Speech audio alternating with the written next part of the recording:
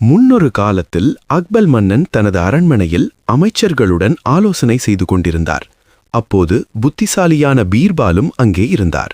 அமைச்சர்களே, இந்த உலகத்தில் மிகவும் சக்தி வாய்ந்தது என்ன என்று நீங்கள் நினைக்கிறீர்கள்? மன்னரே, எனக்கு தோன்றுவது பணம்தான் மிகவும் சக்தி வாய்ந்தது. இல்லை மன்னரே, அதிகாரம்தான் உலகத்தில் மிகப்பெரிய சக்தி. பீர்பால், உன் கருத்து என்ன? மன்னரே, இந்த உலகத்தில் மிகவும் சக்தி வாய்ந்தது பசிதான். பசி? அது எப்படி சக்தி வாய்ந்தது?